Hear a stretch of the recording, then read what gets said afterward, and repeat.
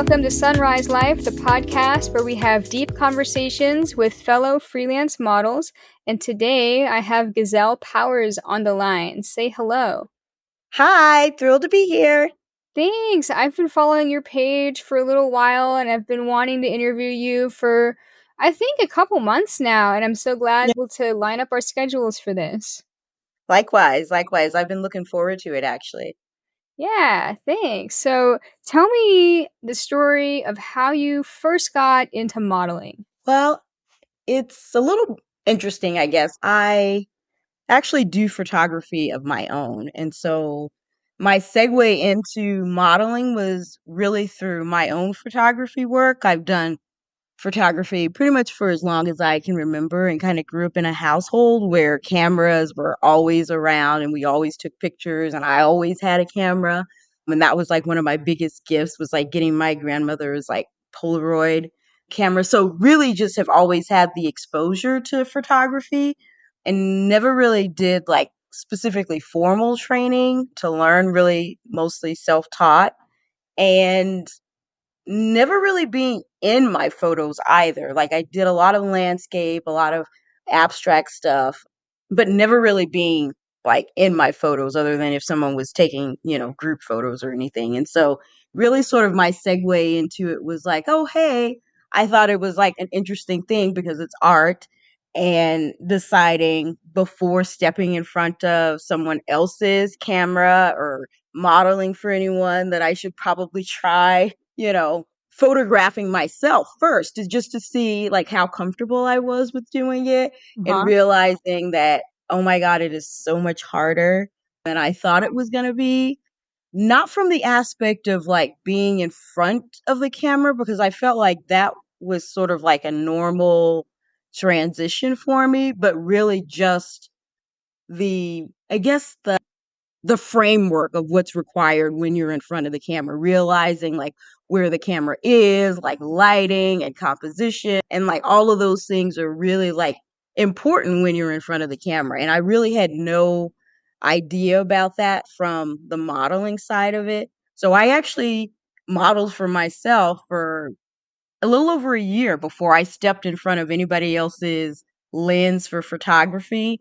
But during that time, I was also modeling for artists individually, for painting and drawing, and doing, classes and open sessions. So all of that really sort of built into my modeling for photography. And I did actually start out with an agent and quickly realized that was not my segue for things, because there were really expectations for what being an agency model meant, and realizing I was not industry standard because I'm short.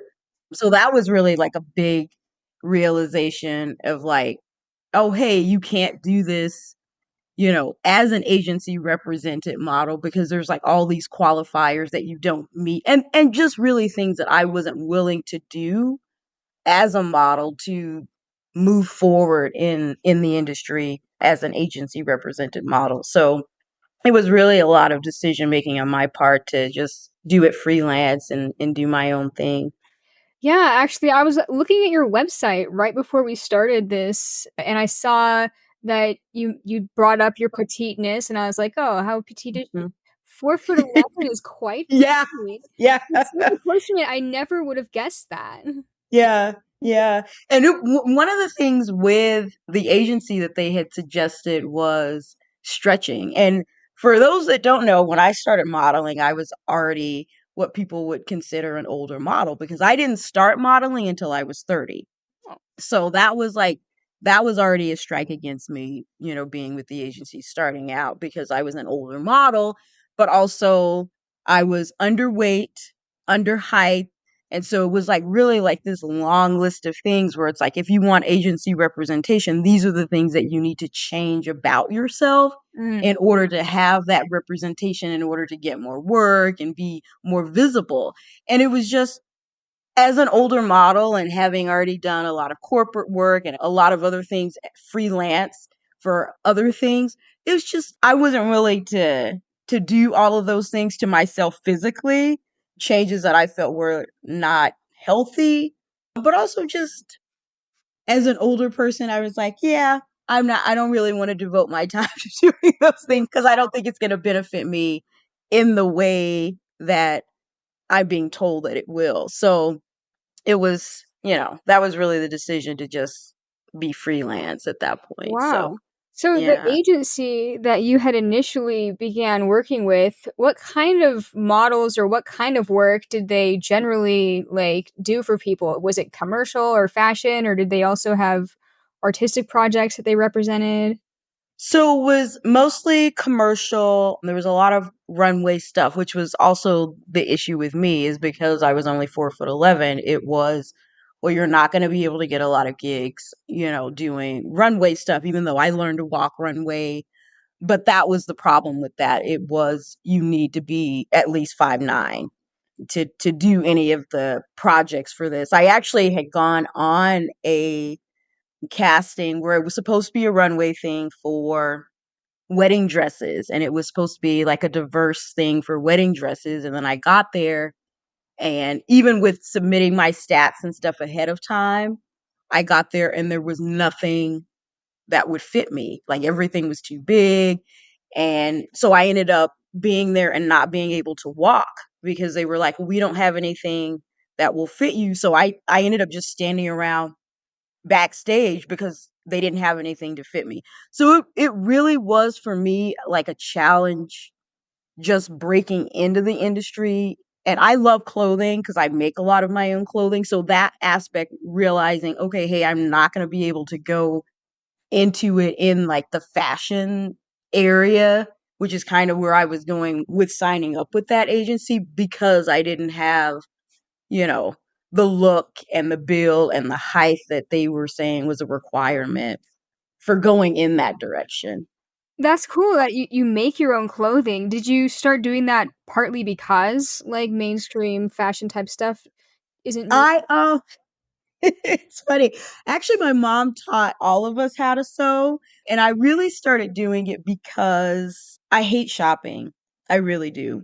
But clothes shopping more so because I would go in and try things on and nothing fit. And I just got tired of like going in the store and trying on things and nothing would fit. And so when I started modeling, that was one of the things where it was like photographers would request like certain wardrobe and stuff, and then spending time trying to find various things where it was like, okay, well, maybe I can find this, maybe I won't find this, but also just not being able to devote the time needed to do deep diving for shopping when I was working 3 jobs at the time. So wow. it just wasn't an efficient way for me to, utilize my time and resources. So I was like, okay, what can I do to sort of like have wardrobe, but have wardrobe that I would like that's unique. And so I started sewing again. That's Yeah. cool. That's so cool. I've always wanted to have like more motivation and time to like make my own outfits as well. But it's really cool that you do that.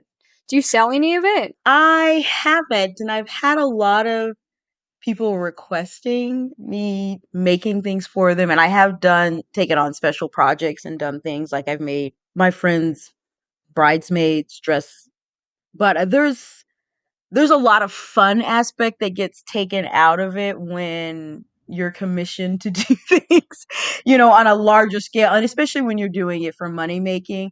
There are several projects that I have sort of like in the works for doing something in the future in that vein, but right now it's really just me focusing on doing fun things that I enjoy doing and making. So, yeah. Cool.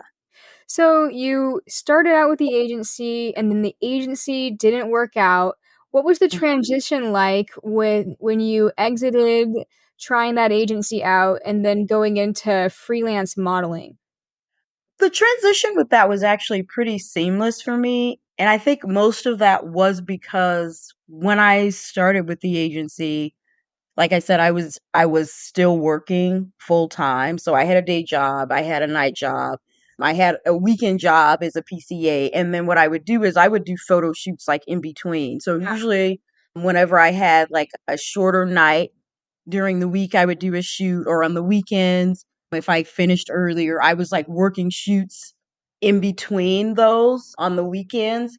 So it was a pretty easy transition for me to sort of walk away from the agency just because I didn't feel like it aligned with what I wanted to do. Yeah. And I found more success doing the freelance stuff. And I think some of that was because I already had the experience doing freelance from my prior career work. So it wasn't a hard transition for me to just be like, well, what do I need to do this freelance? And really just, it took just putting in time and research with finding people to connect with and to work with. And a lot of that really did come from the art classes and the artists that I was working with individually for painting and drawing, because a lot of them either already knew photographers or knew other people that might be interested in me modeling them for reference images for their artwork.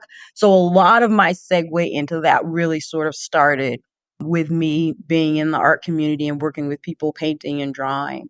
Wow, that's cool. That's like a very like organic to instead of having to like hustle online and like shoot in the dark, you already had people that you were connected to through the art community that you were already participating in. That's pretty cool. Yeah. And I definitely did a lot of the hustle online with like reaching out to people because I mean I literally had no experience or knowledge about what photography modeling was. And I spent a lot of time in college. I had taken a lot of art classes. So in the realm for like painting and drawing, I already had my hands and feet in the water in that realm, but I didn't have it in the realm of like photography modeling. And so that was like the new sort of, place for me where I did have to do a ton of research and a lot of cold calling and a lot of just like, okay, well, we'll see what happens with this to figure it all out. Yeah. That's cool.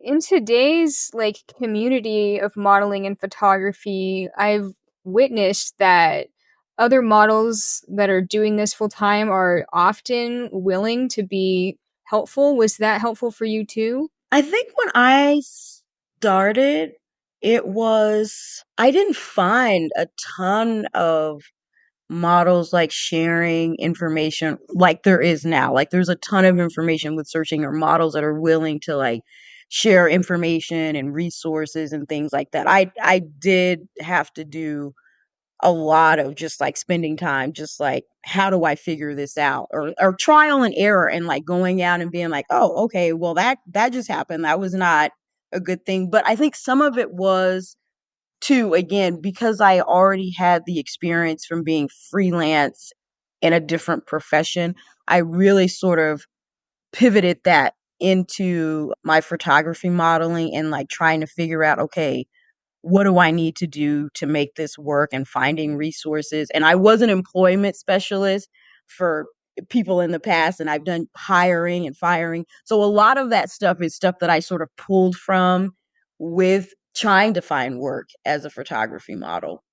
Yeah. Wow. So when you started, did you start with Model Mayhem or? Which is funny because I actually knew about Model Mayhem like pretty early on, but I really wanted to build up a portfolio and work with people before I actually had an online presence or an online portfolio. So I would probably say I probably spent a good year just working with people before I even put up any online portfolio or presence or anything because I really just sort of wanted to work through like the persona that I wanted to have visible, what I wanted to have visible as a business, all of that stuff is stuff that I sort of wanted to work on and sort of work out the nuances of it all before I even had an online presence, so to speak. So it was probably about a year before I even set up a profile Oh. on Model Mayhem or Model Society or there's a couple other places that I can't even remember now, but yeah. That's great. That's a very it seems like a very calculated and thought out approach where a lot of other models that I know, when they first get into modeling, they are not thinking about creating a persona and sometimes not even creating a modeling alias. They just kind of like Yeah. get their picture taken, start posting it on their Mhm. personal page, get backlash from their personal friends and Yeah. family. It branches off into modeling, but it sounds like Mhm. you went a route that was a lot more calculated, which I don't really hear of that happening as often. So I think that's a really cool and unique like launch, like a very thought out launch. Yeah, and I think at the time when I was doing it, I felt a little bit like I was stifling myself and holding myself back from being able to progress because of it. Because I kept getting a lot of people saying, "Oh, well, you don't have an online presence yet. Like, when are you gonna do that? Like, you should really have that out there." And when I was in that space, I really felt like, I'm behind everyone else that's out there because everyone else did have that, and I was like, okay, maybe I'm doing this the wrong way with doing it. But I am super thankful looking back on it now that I did actually take the time to just foster, what I wanted to present as, because it did make a difference for me in the long run, for Yeah. sure. Yeah. Yeah, I imagine coming on strong when you first finally launched your portfolio, a lot of people probably viewed you as a professional right from the Hmm. beginning of that being launched instead of trying to take advantage of you for TFP all the time. Yeah, I definitely still got it, but it definitely did help me sort of, what is the word I'm thinking of, deter quite a bit of that, I think. Yeah. That's cool. Also, starting in your 30s probably automatically deters certain Oh types yeah. of people from contacting you. It did. And I didn't know it at the time when I started that, I kept seeing people saying, "Oh, well, where you're an older model." And then I had people reaching out to me by the time I did actually put up my model mayhem saying, "Hey, I see your age on here, but then, have you updated the images that you have in your profile because they all look really young?" And it's like, "Well, no, those were taken like 2 weeks ago, like yesterday. So this is my current look." So I think that was the big thing that I had to deal with, is that, like you said, some people search where there's a cutoff where, it's like, Mhm. 22, 23, 25. And I was well outside of that. And I was accepting of that when I started, because I was like, this is who I am. If you're going to work with me, you're going to work with me. If not,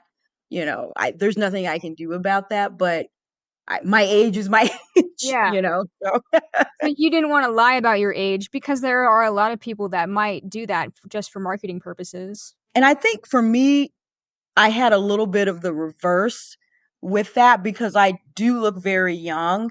And so putting my actual age on there was really a thing for me, because oftentimes people think, when I first started out, they thought I was under 18. So it was a big deal for me, because I did a lot of figure work. And so it becomes problematic because people are like, well, hey, like, I can't work with you if you're under 18. And I'm like, well, my profile clearly says that I'm 30. Like, I don't, why is this an issue? So I think that was like a big thing for me starting out, because I did have a look that was like very young, and so I wanted to be sure that I put my actual age up there, so there was like no sort of discrepancies with like, oh, well, I shot with this person and they were underage. So Oh, I wanted to be very clear about that. Yeah.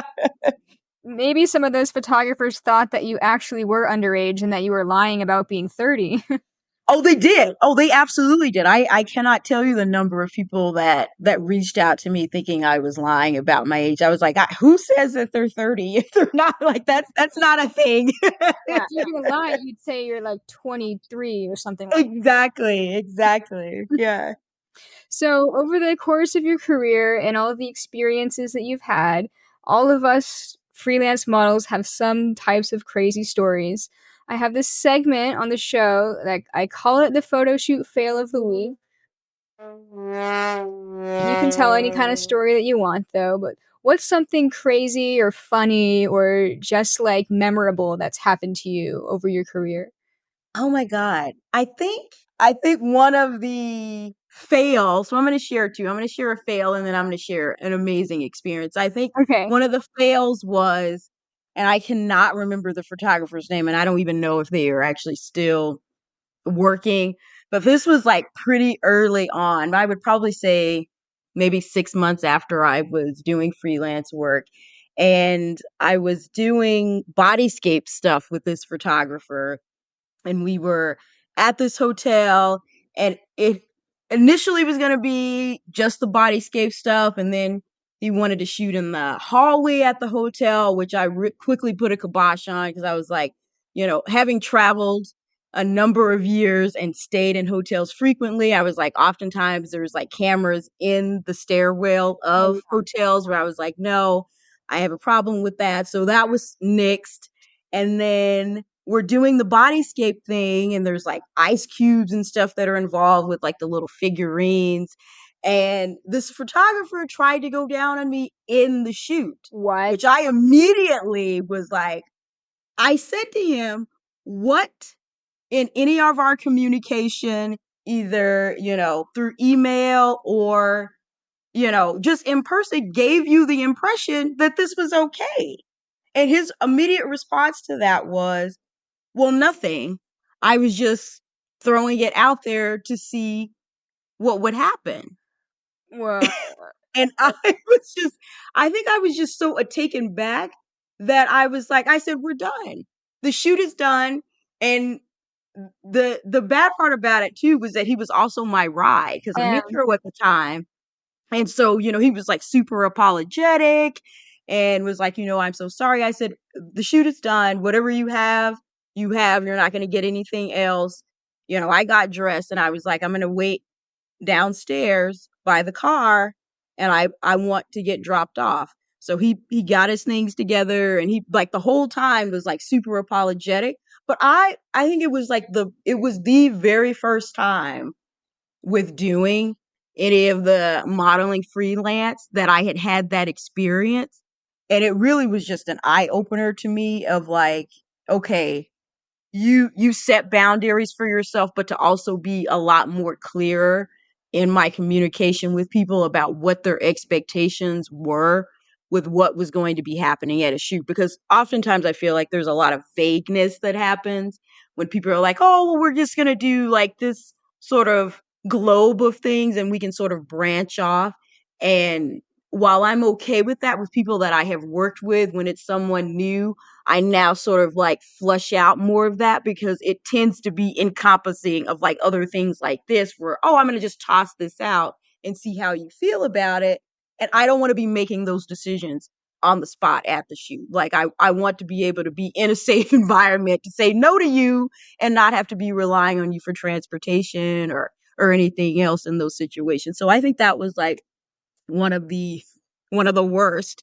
And well, then one of the best was actually pretty recently. It was a group shoot with a photographer who wants to remain anonymous, but it was amazing to be able to work with someone that really was doing this for the art. And it was a group shoot with several other models that I've worked with previously and one that I hadn't worked with. But the space that he had set up was a space specifically for creating. There was a room for models to stretch and to exercise and do whatever they needed to do prior to coming into the set for working together. And just being able to be in that space to just not have the worry of, oh, there's something unsafe that's going to be happening here. You're going to be working in an unclean space. None of that. It was really just all of it, all of us really sort of remarked, oh, it feels very cult like, that it's like, oh, everything's like very calming. We even got to sit and watch this whole meditative video that was just music and everything, just bringing you into like that creative space. And then it really lent itself to us all working together and doing some amazing art. So that was really for me, like of my career, one of the most memorable experiences. Yeah. cool. I love that. I love that they like the photographer was the one that put together the idea of Hmm. meditation together and everything. Yeah. Yeah. And then providing food for the event, water, and like it was just the whole thing was just like an unreal experience that you're constantly pinching yourself like, is this really happening? Yeah. Yeah. Even little things like offering snacks, like a lot of photographers don't realize that like even if you're not hungry, the fact that they offered you a snack is just an acknowledgement that you're human too. Exactly, exactly. Yeah, Yeah. But yeah. that first crazy story, like, man, like, I was thinking while you were telling that, that good for you for sticking up for yourself and ending the shoot because that can be kind of a scary thing to do, like, Mhm. to a photographer who borderline sexually assaulted you. Exactly. Yeah, and I feel like it's also something too, like, when I started, there wasn't a lot of discussion about those types of things happening, but also nothing to even warn you about, like, "Oh, hey, signs to watch out for when you're working with someone that might be sort of predatory or anything like that." It was really sort of a thing where you're out there in these spaces and you kind of have to figure it out on your own, Yeah. and I think that now the model community has really sort of come together knowing that we've all had sort of instances like this individually and coming together collectively to share those things to say, hey, you know what? I had this experience and I had this experience too. Like this stuff is not okay. And there needs to be a discussion about it for us to find ways to support each other for this stuff to not continue. Yeah, exactly. And I am happy that we are moving more towards a community of Mhm. safety, but I still think that models who just got started out, I get regardless of their age, if any model is just getting started out, they are the most vulnerable to predatory Absolutely. situations. And I think about this all Mhm. the time, like what's a good way to get this information to models who just started out? Like Exactly. Yeah. And I do model mentoring, not necessarily strictly for photography modeling, but especially for people that are in looking to get into art modeling for painting and drawing and that sort of thing. Because it's really the same aspect. But like in terms of like training, I feel like that's a whole other thing. But mentoring people to provide that very information that you're talking about because they don't know and they don't know the signs and things to watch out for and red flags and things that may seem to them as like, oh, this is an exciting opportunity. To a model that is more experienced, it is an immediate red flag, but they don't have that information to know, oh, hey, this is not the direction I should go in. yeah. So yeah. And unfortunately, a lot of those red flags are learned through Yeah. experience. Yeah, that's very true. Yeah. Yeah. And I don't know about you, but I'm the kind of person that learns best through experience, unfortunately. So Mhm. I think Yeah. I have to mess up in order to learn how to not do it the Mhm. wrong way. Yeah, and sometimes I think that's fine. It's you want people to learn from their experience, but for it to not be something that is so traumatic and life altering Yeah. of a learning experience. Like I think we all need those hands-on learning experiences for it to be meaningful to us, but you want and hope that it's not something that's going to be so traumatic that it is, almost a deterrent from them going in that path altogether, you Yeah. know? So, So when you were getting into freelance modeling and getting in front of other people's cameras, were you ever concerned about doing nude modeling for other people? no, and I think probably because that's kind of where I started when I sort of took the path of like doing it freelance because when I was with the agency, most of the that work was going to be like clothed and fashion work.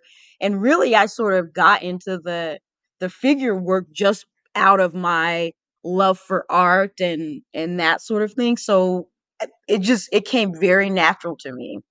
That's It cool. really did. Yeah. And did you have any pushback from any friends or family? Friends, no, I think I've been very good with keeping a separation with friends and family in terms of who would be okay with this and who wouldn't be okay with this.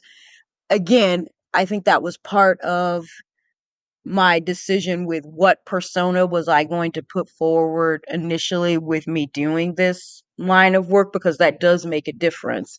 And I really just had two very separate lives and representations with my work as a model versus my work personally, or my interactions with people personally. My modeling profiles and online representation is really for people who are in the industry. So if you're not a model, you're not a photographer, I really don't have fans that follow my work because I'm like, you're not in the industry. And while I do support people being fans of my work, I actually have like a separate like fan page. Oh, But in terms of just my strictly my modeling profiles, it's only they tend to be private, and they're only open to people who are in the industry. I see. Wow, it's Yeah. good to kind of control your audience in that way. Cool. Yeah. It's been difficult. I'm not going to say that it's like an easy thing, and it is a lot harder to keep the separation with things, but it's what I've been able to do for the past 15 years. So who knows? Who knows what'll happen later? But yeah, it's worked thus far. Wow, 15 years. Wow, I didn't know that you had been modeling for 15 years. Yeah. Good time. So yeah, that was quite before any communities started coming together to like help each other out with safety information. Hmm. I want to take a short little break to tell you about Model Society. ModelSociety.com is a website dedicated to featuring figurative fine art photography for models and photographers. What makes them different than other portfolio hosting websites is that some of those other websites will still host kind of tacky photography or exploitative photos. Model Society screens all of their contributors for quality and authenticity. So you only get the best of the best on there. If you're not a photographer or model, you can still enjoy and appreciate Model Society because they also have newsletters and magazines featuring their best work and new articles each week. Check it out, modelsociety.com. I will also include a link to Model Society in the show notes. All right, now back to our show. So I have another question that I like to ask everybody on the show, and I call it the rising phoenix era of your life. Can you describe a situation, and it could be related to your modeling or something else, where you were faced with some kind of a challenge that you had to overcome? I think the biggest one has been with my race with modeling. And I think when I first started out, that has, especially for figure work, I got a lot of feedback and a lot of response from people that I reached out to about me not having a figure that represents what they would deem a classical figure for figure work, or art nude modeling. So Mhm. for me, that has been the biggest challenge for my modeling, is really sort of pushing past the ideal of like what that representation is supposed to be, because I'm never going to be tall, my skin's never going to be lighter, and I'm fine with that, but I also want people to sort of push past this ideal of like what I should look like and what I should change about myself, instead of accepting who I am and what I represent and what I can bring to art modeling and figure modeling as a whole. Yeah, and especially when you think that art is supposed to be about creativity, but if Mhm. different people's idea of art fits into this little box, like, Exactly. then where's the creativity? Exactly. Exactly. Yeah. Oh. Yeah. So, in working with that, like, are there ways that you've had to communicate with people to work through that? There are, and I think some of it has really been the people that have chosen to work with me, or that have, in their words, taken a chance in working with me. It really has opened the doors for other people seeing that work, to see what I can do, for them to be like, "Oh, okay. Well, I see that you've worked with this person or this person. Like maybe I'll give you a chance because you've worked with this person, and they really enjoyed working with you and how you created with them, and so giving me the opportunity." So, I think in that regard, there's definitely been doors that have been open with just me working with the people who have the willingness to be like, I like you as you are, and I want to create art with you as you are. So it has been a challenge, but I think that if you don't really love this, that you will get very disappointed and be crushed with the fact that, okay, hey, I'm I'm not working as much as maybe some other models in the industry because of this factor. But also just realizing that if someone's not working with me because of, a certain aspect that they deem to not be artistic, just accepting that and moving on. There's sometimes not every door is a door that you need to break down because there may be bees on the other side of that door that you don't necessarily want to let out. Yeah. You know what I mean? And so I think that was like a realization for me that it's like some doors are worth breaking down and other doors are not. Yeah. Yeah, that's a good way of putting it or thinking about things. Mhm. Like, I have found in the past if a photographer doesn't seem like they want to book with me and I, like, try to put on the heat to pressure them to, those are the Mhm. ones that usually cancel last minute anyway. Yeah. But the people that are drawn to you are the people that are usually a positive Mhm. experience.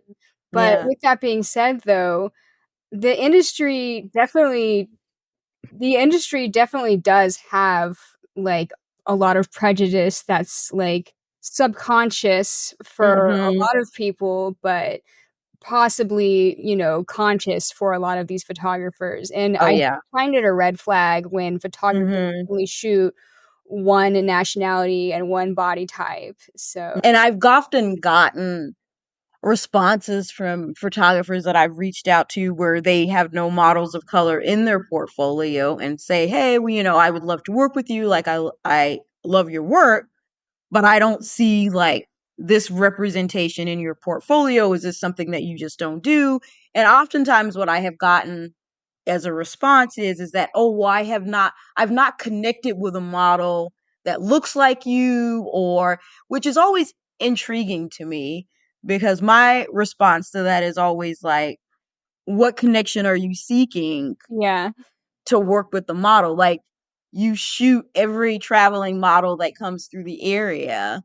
What is your connection with all those traveling models that come through your area that you don't feel that you have with me specifically as Yeah. a traveling model who's also coming through the area? So it's always things like that. Or I get the response of, "Oh, well, I think your work is great. I think you're amazing, but I don't have a specific project that I'm working on that I think that you would be a fit for," which is also a very underhanded way of saying I don't work with models of color, because for me, it is you do figure work. I do figure work. It's the only thing that you do.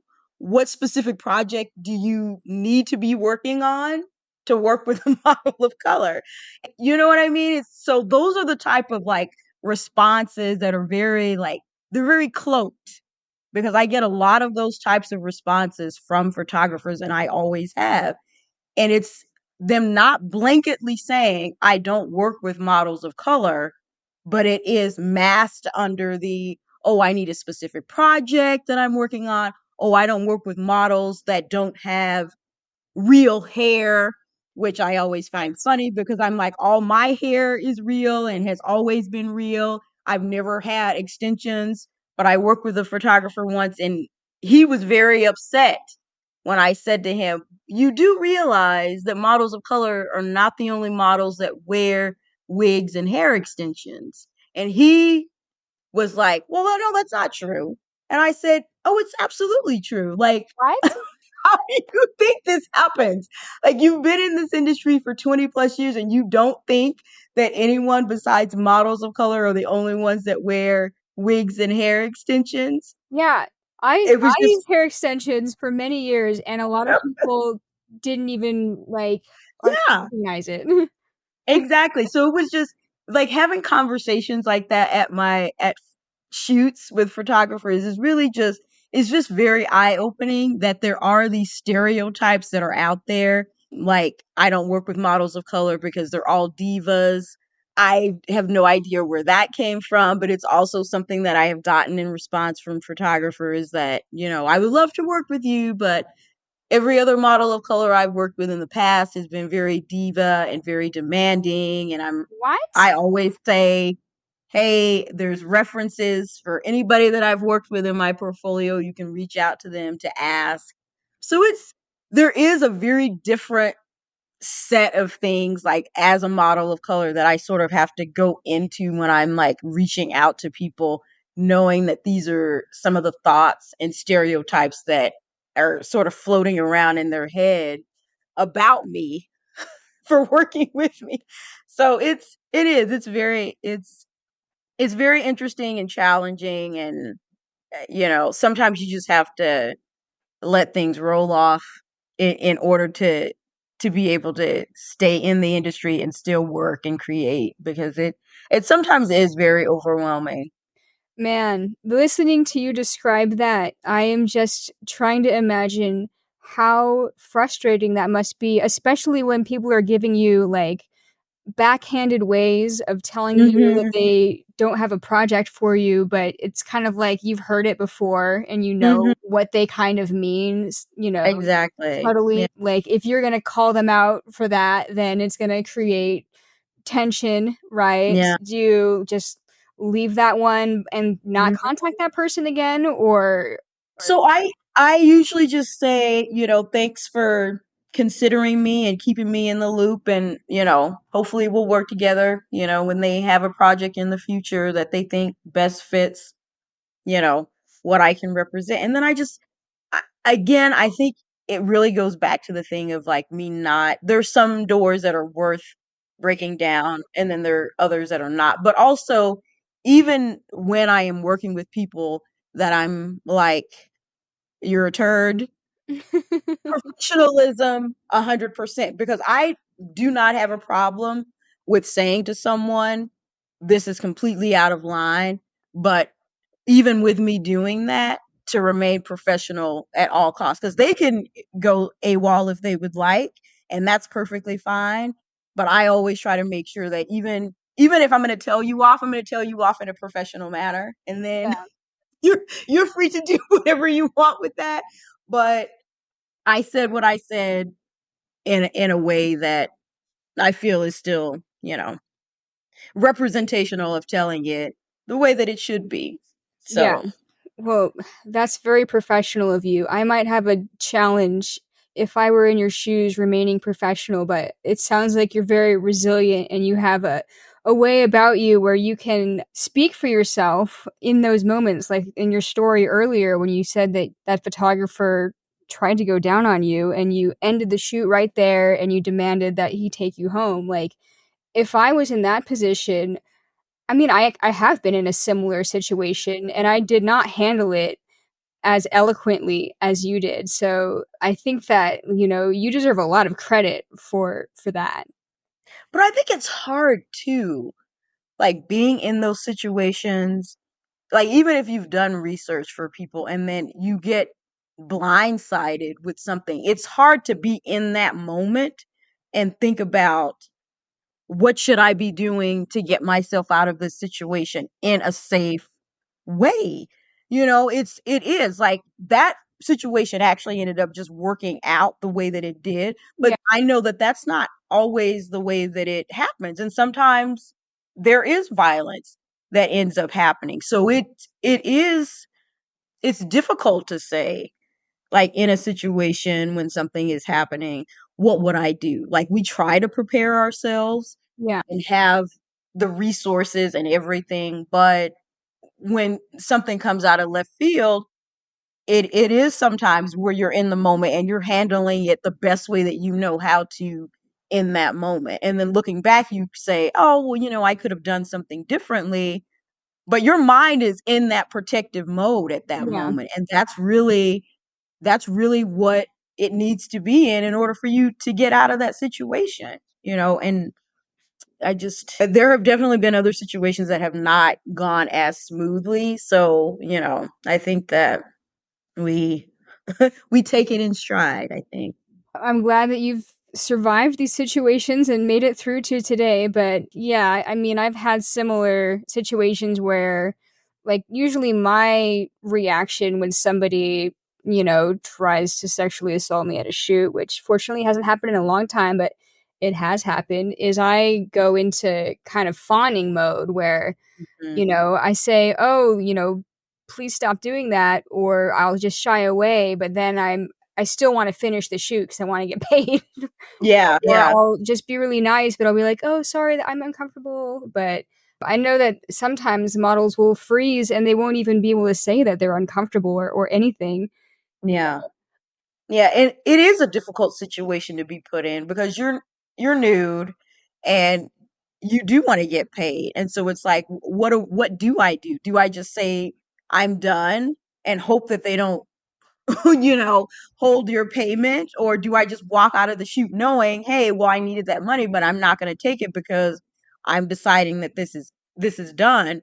And I think it is one of the things with me forcing people now to read my boundaries and expectations of working with me prior to anything else. And I think it's because I learned about being in situations like that where having to say after the fact that, okay, well, I'm ending the shoot because you've made me uncomfortable and I feel unsafe, but I still expect to get paid because you're the one that made a bad decision to do something. It wasn't my fault, it was your fault. Yeah. So now it really is. I sort of just force people, hey, no shoots taking place until you've read through my boundaries to know if these things are happening at the shoot's ending, I'm still getting paid and I'm walking out.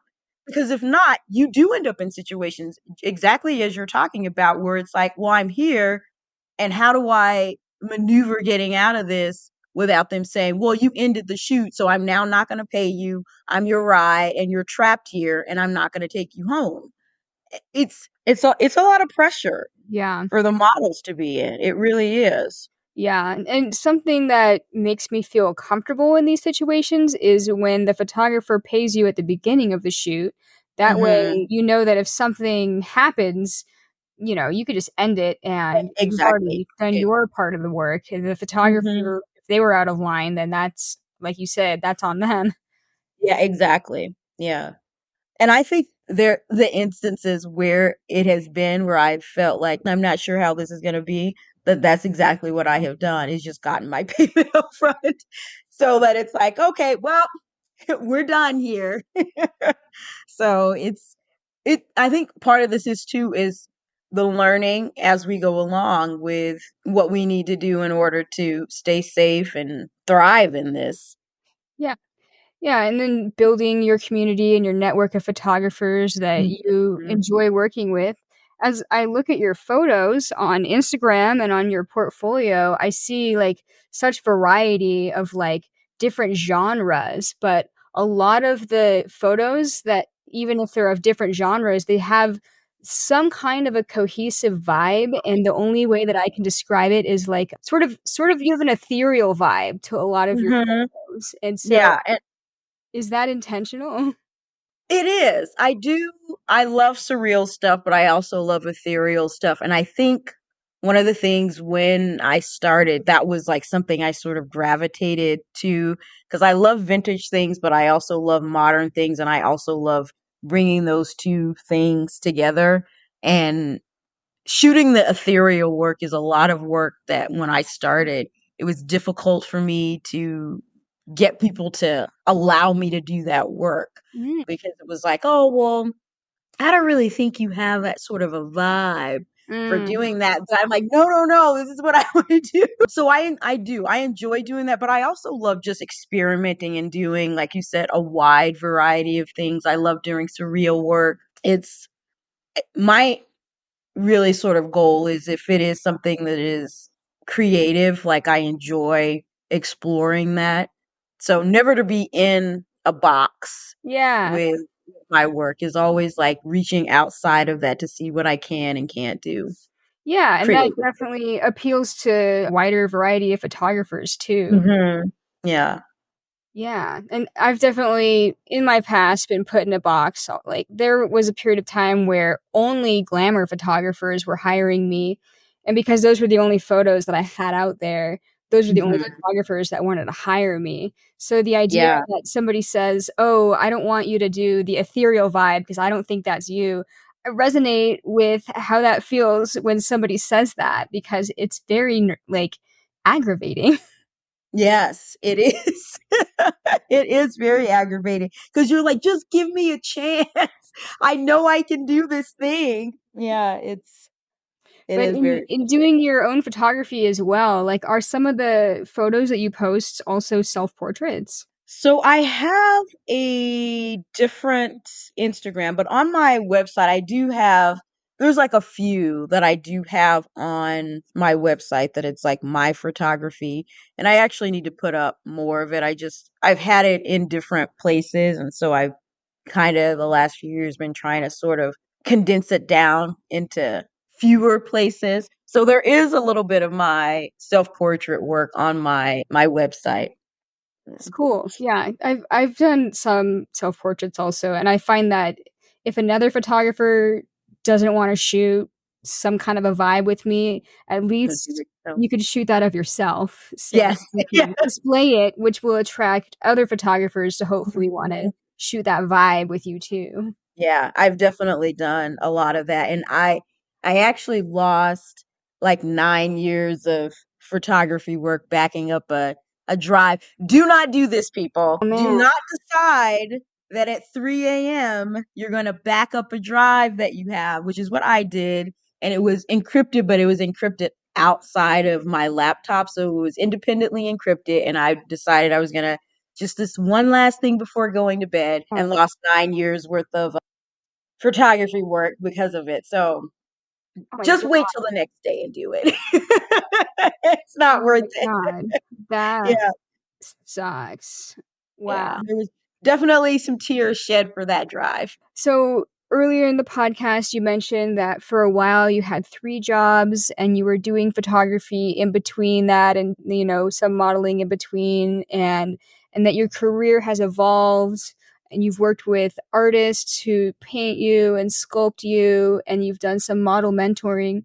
Today, like what is your scope of work like? Is it mostly like freelance modeling for photo shoots, or are you still doing the figure modeling, or do you have any of those other jobs that you mentioned at the same time now too? I am currently a full-time model and I have been the past, I guess almost 10 years, I guess. Wow, I've been full-time modeling. So I still model for classes for painting and drawing, doing workshops for that, and then I'm a traveling model. that's amazing. And how long are your trips usually? Well, it depends. Last year I had a really long one because I like doing cross country stuff because I'm originally from California. Oh, So I always go back to the West Coast every year. So I usually do like a cross country while drive back to the West Coast and, work going over and then work coming back. So I love traveling and the fact that I can actually meld art creating and traveling together in the same profession is like amazing to me. So I utilize it to the full extent. Yeah. that's cool. Yeah. So where are you now, and then where are you going to be touring through in the next month or two? So I'm currently on the East Coast and probably for the next few months, that's where I will be touring is primarily on the East Coast. And I think a lot of that too is because usually in the fall term, I do a lot of painting and drawing classes and workshops and things like that. So I try to stay pretty central to a location that's sort of like a home base for doing those. And then travel a lot more like winter and summer. Yeah. Cool. Any particular trips that you want to advertise photographers who might be listening to the podcast who might want to hire you? I will be in the Massachusetts area next weekend. Oh, So cool. if anybody's in the area that hasn't booked with me already, I will be there for until Tuesday. Yeah. Cool. I've only been to Massachusetts once, but I thought it was beautiful. Yeah, it is. It is. And Maine too. If anybody hasn't been to Maine, I love Maine. It's Really, I've gorgeous up never been. there. Yeah. Are there Got decent to go to mountains in Acadia. Arcadia? Acadia. Yeah, it's that park that's up there, but it's amazing. There's so many places to hike, and there's a lot of trails that look like it's literally a page from like Lord of the Rings or something where you just walk down and it's just like it looks just untouched. So it's very cool. That's cool. Are Yeah. there a decent amount of photographers that you work with up there? I've worked with a couple of people, but when I've been there, I've also done a lot of self-portrait work when I've been there, which was some of the work from there was actually some of the work that I lost in the drive I was attempting to back up. But yeah, I've done a lot of self-portrait work when I've been there just because it's such a scenic area there. So, Sounds beautiful. yeah. So when you're traveling in your car, do you like sometimes sleep in your car? Or do you get like hotels or crash with people? Oh yeah, I'm a roadie for sure. I definitely sleep in my car, and being 4'11" really lends itself to sleeping in one's car because I can actually my driver's seat is heated, and it was one of the things when I got my car that I was like, it has to have heated seats because all my cars have had heated seats, but it almost fully reclines and it's heated, but also the second row seat is also heated seats and I can pretty much lay full out on that second row seat. So if I don't have too much stuff I'm traveling with, but yeah, I definitely do a lot of car sleeping. Cool. There definitely are some benefits to being short. Yeah, yeah, there are. Yeah, and there's lots of shower options like the truck stop thing. So I do not stop at rest stops. No. That was like something I learned from like just traveling long before I started modeling. Like usually I only stop at rest stops like during the daylight hours, but I don't stop at them at night hours. And then I saw the movie Rest Stop and that really just confirmed all my horrors about stopping at rest stops. So I Right. usually will stop at truck stops. Are rest stops generally dangerous? I well, I think for me, I really never cared for the fact that they were always set back away from the freeway where I'm like, anything can happen back there. And then I saw the movie Rest Stop, which is a horror movie for those people that don't know. And it really just, I was like, oh my God, see, this is why you don't stop at rest stops. But usually at like truck stops, there's cameras and everything else. So it's like, at least if you're there, someone's gonna know that you were there. So Yeah. Yeah. I've stayed at a couple rest stops, but I think that when I was doing that, I was with my boyfriend in a van, so not by yeah, myself. So I haven't yes, seen that movie, but it's on my list now. yeah. So speaking of horror movies, I think I saw a photo on your page that looked like Samara from The Ring vibes. Oh my God, I had so much fun doing that. Yes, it is. I did. So during the pandemic, I did a lot of online sessions, both for photography and then like painting, drawing things. And so I did this drawing session where it was Halloween themed. So I had this whole setup and they were painting and drawing where I was like the scene where she comes out of the television. Yeah. So I did a whole remake of like that whole thing. So every time, I think it was like 5 minute poses, I would get closer and closer to the camera every Yeah. time. So that was, and then I did a photo shoot with it because I had already done all the paint and everything. So yeah, it was fun. That's I enjoyed doing that. I love when I see, like, horror themes in people's portfolios because it tells me that you don't take yourself too seriously and you're willing to do, like, fun, weird Yes. concepts, which I think that, resonates with a lot of photographers out there. Mhm. Yeah, it does. Yeah. And Cool. I laugh at myself a lot, so, It's good. it it all works out. Well, Gazelle, I'm really happy that we had the chance to do this. I feel like I've gotten to know you a bit over the course of this podcast, so thank you for taking the time.